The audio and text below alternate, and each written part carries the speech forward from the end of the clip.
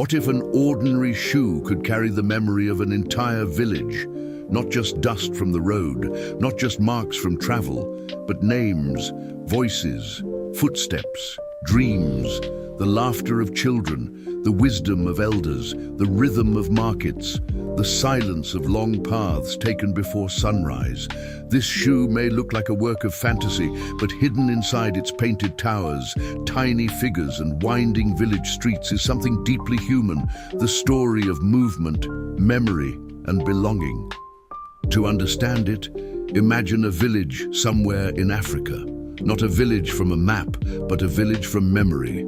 A place where the morning begins before the sun fully rises.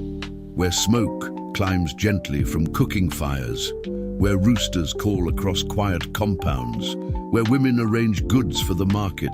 Where children chase one another through narrow paths. Where elders sit beneath shade trees, watching the world change slowly, one generation at a time. In this village, shoes are not just fashion. They are evidence of life. They carry red earth from farm roads. They carry dust from market journeys. They carry the weight of water fetched from far away. They carry footsteps to school, to prayer, to weddings, to funerals, to new beginnings. A shoe becomes a witness. It knows where the body has been, even when the mouth says nothing. That is why this artwork feels powerful. It transforms a simple boot into a living village. The leather becomes land. The sole becomes a road. The laces become ties between people. The painted buildings rise like memories stacked on top of each other. Look closely at the shoe. You see houses, you see pathways, you see tiny people, you see towers reaching upward. It feels like a place that should not fit on a boot, and yet somehow it does. That is the magic of storytelling. It can place a whole world inside a small object. In many African communities, history was not always kept first in books. It was carried in songs, names, carvings, fabrics, beads, masks, drums, dances, and spoken stories. A grandmother could become a library. A drum beat could become a message. A pattern on cloth could speak of rank, family, celebration, mourning, or identity. So when we look at this shoe, we can imagine it as part of that tradition, an object that speaks. The story begins with a shoemaker. He was not the richest man in the village. He did not own the largest farm or the biggest house, but he had something rare, patience. His hands knew leather the way a musician knows rhythm. He could look at a worn sandal and tell whether its owner walked long distances, worked on rough ground, or carried heavy loads. To him, every shoe had a biography. People came to him for repairs, a torn strap, a loose sole, a cracked heel. He fixed them all, but while he worked, he listened. He listened to market women talk about prices and rain. He listened to farmers speak about harvests. He listened to young men planning to leave for the city. He listened to mothers worrying about school fees.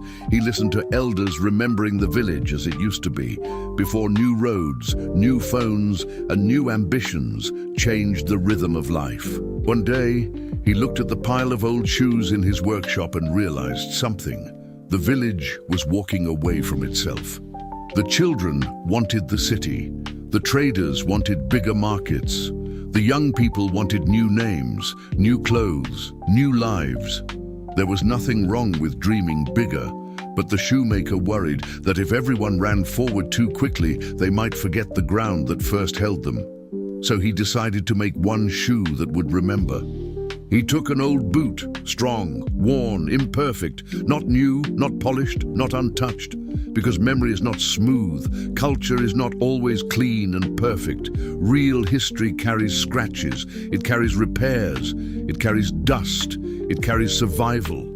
Then he began to paint. First he painted the village paths near the sole, because every story begins on the ground. These paths represented the roads people walked every day.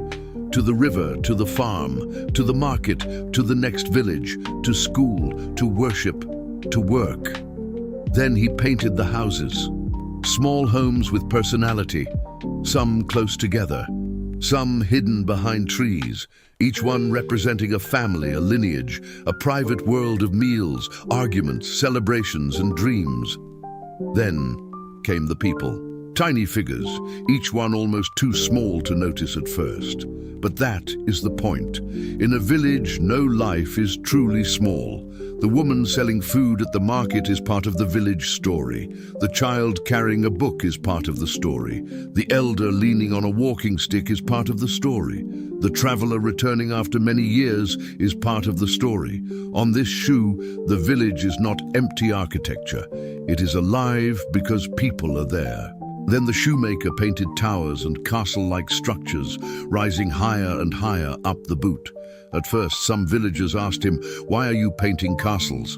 We do not have castles like that here." And he smiled. He said, "These are not only buildings, they are dreams."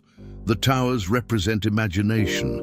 They represent the way a child in a small village can dream beyond the horizon. They represent ambition, rising from humble ground. They remind us that even the smallest place can contain royal dreams. That is one of the most beautiful meanings behind this artwork. It does not reduce the village to poverty or struggle.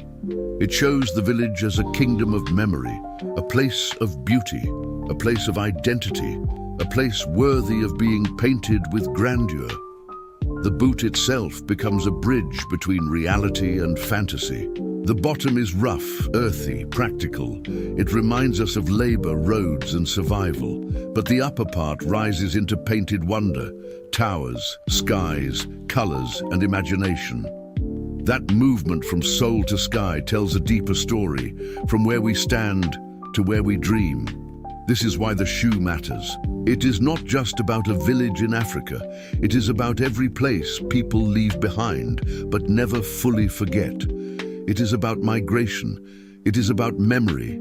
It is about the tension between home and the wider world. Many people know this feeling.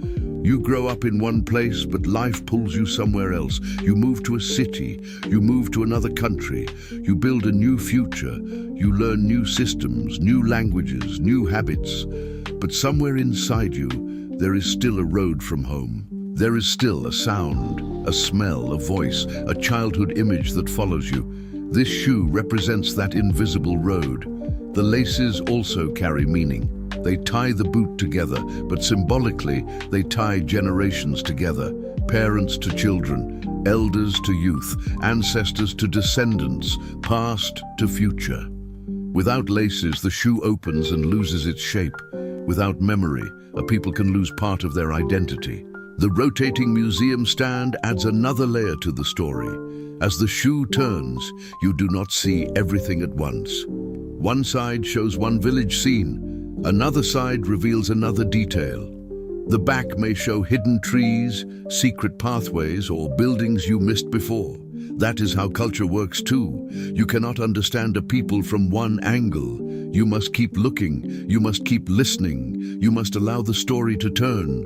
From one angle, a village may look simple. From another, it is full of history. From one angle, a shoe may look like an object. From another, it becomes a map. From another, it becomes a memory. From another, it becomes a prayer for the future. In an African context, this object also connects to the importance of craft. Handmade objects are often more than decoration. They carry the maker's hand, the maker's time, and the maker's worldview. A machine can produce a perfect object quickly, but a handmade object carries hesitation, correction, pressure, breath, and emotion. Every brushstroke on this boot feels intentional. Every small figure feels like someone the maker wanted us to notice. Every building feels like a memory refusing to disappear. And that is what makes the shoe feel museum-worthy. A museum does not only preserve expensive objects. At its best, a museum preserves meaning. It says, this mattered, this was made, this was believed, this was part of someone's world. By placing this shoe in a museum-style environment, we are not just making it look beautiful, we are giving it dignity. We are saying that the stories of villages, craftsmen, travelers, and ordinary people deserve the same respect as the grand objects of kings and empires. Because culture is not only found in palaces, it is found in kitchens, courtyards, markets, farms, workshops, songs, shoes, and roads. The shoe also asks a quiet question: what are we carrying? Every person carries something. Some carry family expectations, some carry tradition, some carry grief, some carry hope, some carry the pressure to succeed far from home, some carry the fear of forgetting where they came from. This boot carries a village, and maybe that is why it touches the imagination. It reminds us that home is not always a place we can return to exactly as it was. Sometimes home changes, sometimes people leave, sometimes buildings fall, sometimes elders pass away, sometimes the road we remember is no longer there, but art can hold what time tries to take. In this shoe, the village remains alive.